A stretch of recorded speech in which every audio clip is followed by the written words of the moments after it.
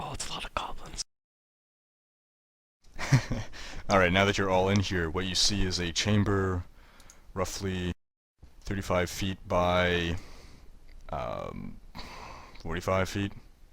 Within this chamber are numerous torture devices. You have an iron maiden down here, as was pointed out. This is a torture table.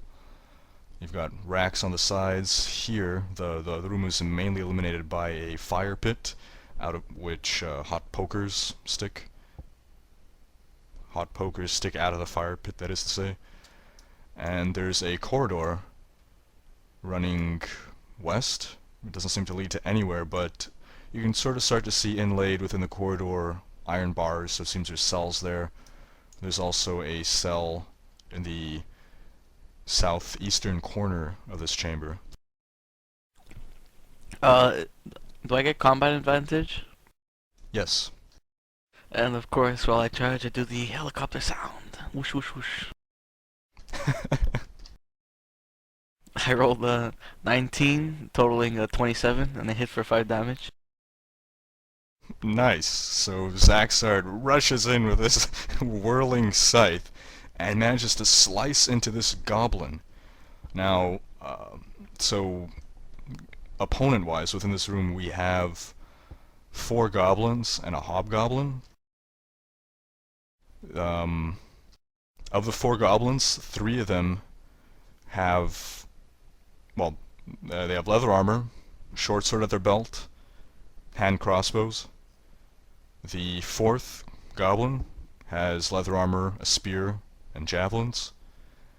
And the hobgoblin, he is wearing a leather mask that hides his face. And he's wearing very ornate hide armor.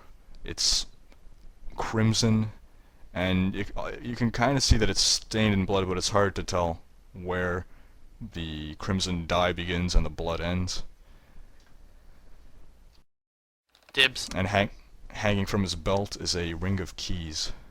Sorry, did I say leather armor? I meant hide armor, my bad. Dibs. No, it's mine. I called it first. So again, Zacsarrd charges in and impales the goblin with his scythe. It yelps in pain. You can impale things with a scythe? I think it is a piercing weapon, actually.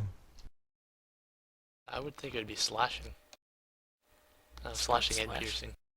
Scythe is... Oh, they don't have that in 4th edition anymore.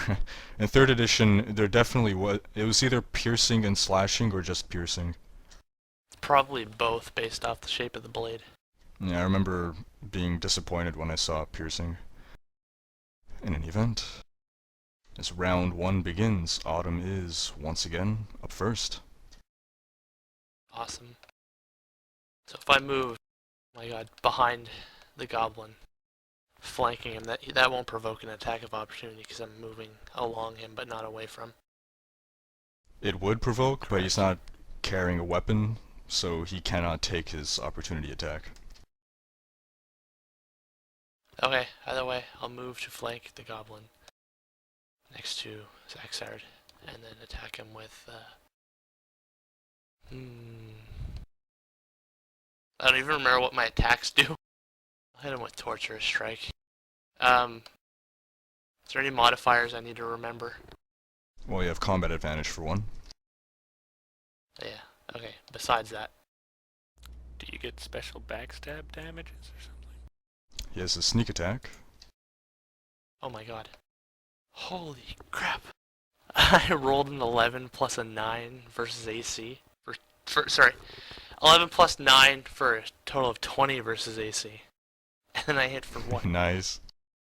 16 plus 10 because of the sneak attack for 26 damage. Nice. I love it. So Autumn flanks the goblin from behind with Zacsarrd, and with both her katars in hand, impales them both into the goblin's back on either sides of the spine, through both lungs from behind. The blades pierce out of the chest in front of the goblin, and it collapses to the ground in a pool pool of his own Zacsarrd blood. yells and charges away. Now that is the force of a striker in action. Gotta love it. Good start to the battle.